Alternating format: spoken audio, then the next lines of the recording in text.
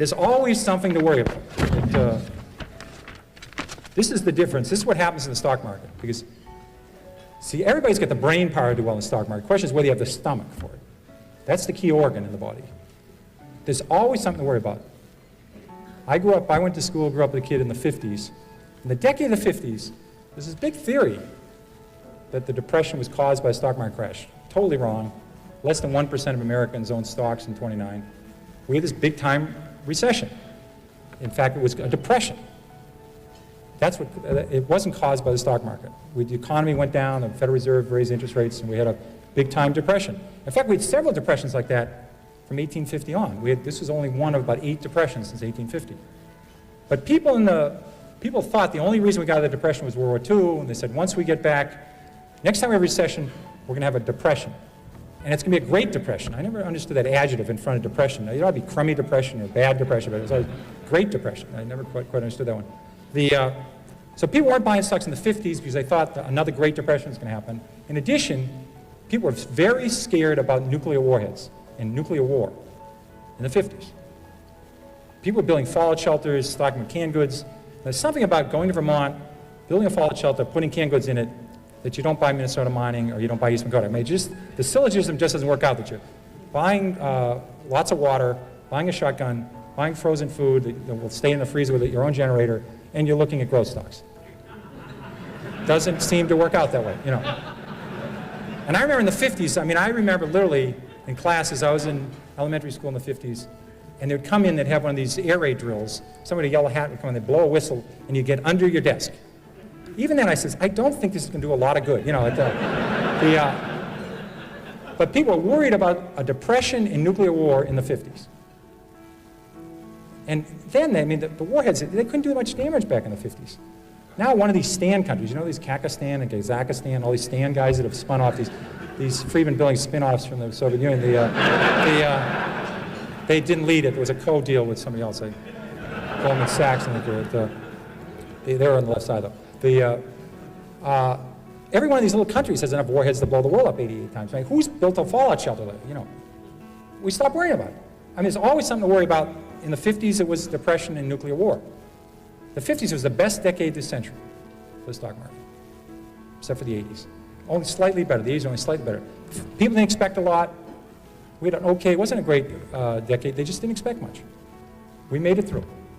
And the stock market was terrific. Do you remember when oil went from 4 to 40? Remember that period? Oil went from 4 to 40, and the experts said it was going to go to 100, and all the countries of the world were going to go bankrupt. And then the big banks are going to go bankrupt, and we're going to have a Great Depression, and the stock market's going down, and you're going to wind up selling pencils and apples. You know, well, I remember oil went from 4 to 40, and the experts said it was going to go to 100. Within 2 years, oil was at 14. The experts, now much higher paid at this point, are saying it's going to go to 4, and we're going to have a depression. And people believed it again. You know, I remember when the money supply was growing too fast, and they said we're going to have a depression. Then it was growing too slow. We're going to have a depression. Remember the LDC debt? Remember the LDC debt? All the banks. Our banks were very smart. They lent all their net worth to Zimbabwe and Botswana and Botswana and all these countries. Chile, a lot of countries I can't pronounce.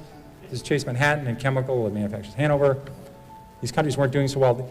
Then they were called undeveloped countries or less developed countries. Now you have to call them emerging countries.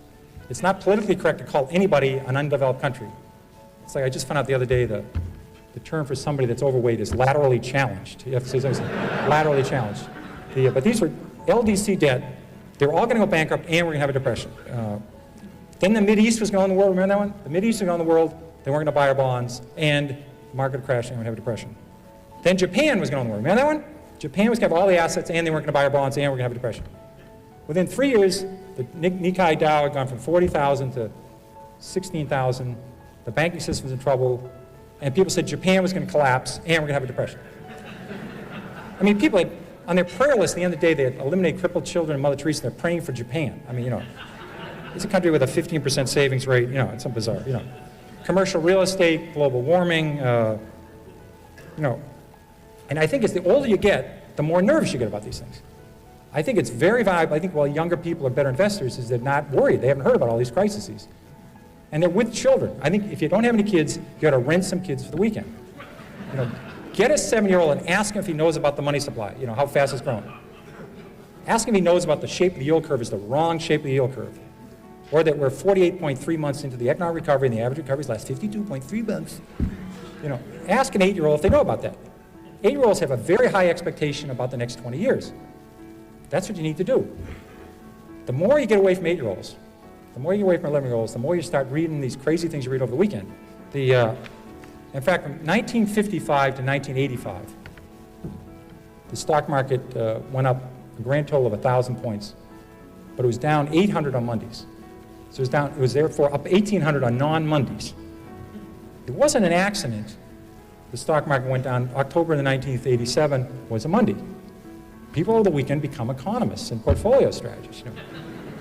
They're a bull if they take their lunch on the way to work. In fact, I knew very well the market was going to go down in October of 1987. Dave Ellison remembers that. It was my first vacation I was going to take in 6 years. And we decided to go to Ireland, and we stayed at all these little cottages and play golf. And I left on Thursday after the close of trade. The market was down 55 points, which wasn't a good start, but it was down 55 points. And we got over there, and because of the time zone, we were able to do what we wanted to do and get down to Cork, and called in. The market was down about 118. And I said to Carolyn, if the market was down on Monday, we better go back. But we're already here, so I'll also stay for the weekend. So as you know, the market went down 508 on Monday, so I flew home. Because my fund had gone, I think, from 13 billion to 9 billion in 2 working days, and the trend here is not positive. Like I could do something about it, but there's time when they called, they wanted to say, well, what's Lynch doing right now? Well, he's on the 10th hole. He's even part of the front 9, but he's in a trap right now. This could be a double bogey. This could be a quadruple bogey right here. Could blow the entire front 9 right here. This is not what they wanted to hear. So I have no idea when the market's going to go down, and no idea when it's going to go up. I'm totally shocked. The market was 4,000 2.5 years ago. A while ago, it's 8,000. I had no idea about this. Very surprising to me. But I'll guarantee you the market will be a lot higher in 15 years. It'll be a lot higher in 25 years. What it's going to do in the next 1 or 2 years, I don't have any idea. And if somebody in this room knows about it, they're not telling anybody. Or they're not in this room. They're down in Palm Springs somewhere. They've made $1 billion. Or if they know anything about interest rates. Because in interest rates, if you can be right 5 times in a row in 10 grand, you can have $2 billion. There's not that many people with $2 billion. There's a lot of people predicting interest rates. Did you ever think about that one? Just 5 times right in a row in 10 grand, $2 billion. If you write 7 times in a row, you can have the GNP of the United Kingdom. It's a big number. So I don't worry about that. I know we've had 96 years of century, and the market's fallen 53 times. We've had 53 declines of 10% or more. So 53 declines in 96 years. Once every 2 years, we have a 10% decline. Of the 53 declines, 15 have been 25% or more. So 15 in 96 years, about once every 6 years, the market falls 25% or more. That's what we call a bear market, you know that. And it's going to happen. I don't care when it's going to happen. I would love to know. Obviously, it would be very useful to know when it's going to happen.